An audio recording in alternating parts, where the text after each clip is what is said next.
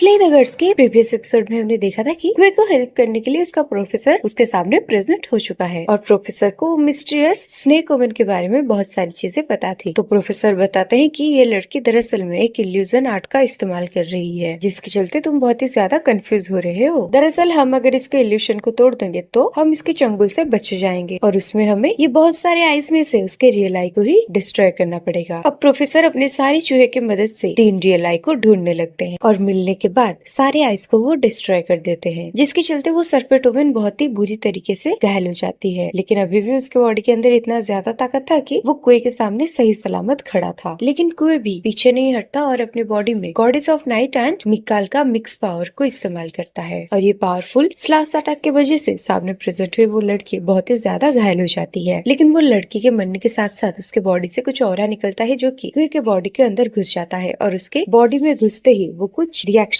करते हैं, जिसके चलते क्वे के सारे पावर्स एकदम से फ्रीज हो जाते हैं उसी के बॉडी के अंदर। अब ये देखकर प्रोफेसर क्वे को बोलते हैं, क्वे तुम्हें जल्द से जल्द अपने फैमिली के पास जाना चाहिए। अब आगे 15th एपिसोड में हमें दिखाया जाता है क्वे का भाई जियान स्कूल में पढ़ाई कर रहा था और उसके दोस्तों से बोलते हैं, हमने सुना है तुम्हारे भाई आर्मी छोड़कर दोबारा से तुम्हारे घर पे वापस आ रहे हैं और तुम भी ये स्कूल छोड़ रहे हो, तो अब तुम दोनों कौन से स्कूल में एडमिशन लेने वाले हो। अब जियान कहता है कि मैं अपने भाई के बारे में कुछ भी नहीं जानता, क्योंकि मेरे भाई बहुत ही ज्यादा सीक्रेटिव है, वो अपने बारे में ज्यादा कुछ किसी को भी नहीं बताते, ना ही किसी के साथ बात करते हैं। और जब मैंने अपने भाई को पहली बार देखा था तब भी मेरे दिमाग में घुस गया था कि मैं इसके बारे में कुछ भी नहीं जान पाऊंगा, क्योंकि वो बहुत ही कम बोलता है। अब सीन चेंज होके आता है क्वे के ऊपर, जो कि वो कर्स एनर्जी की वजह से पूरी तरीके से घायल हो चुका था और उसके सारे पावर्स ब्लॉक हो चुका था। अब सीन चेंज होके आता है किंग शन के ऊपर, जो कि अभी भी अपने सामने वो लाइटनिंग वॉरियर के साथ लड़ रहा था और वो लाइटनिंग वॉरियर शन को बहुत ही गंदे तरीके से घायल कर देता है। अब सामने से वो लाइटनिंग गॉड शन को बोलता है, तुम लोगों ने जो रास्ता चुना है उस रास्ते में बहुत खतरा है और उसके चलते तुम्हें बहुत ही गंदी मौत मिलेगी। लेकिन ये सुनकर शन एक चुटकी बजाने की कोशिश करता है, जिसके चलते एक एनर्जी अटैक वो लाइटनिंग वॉरियर के ऊपर होता है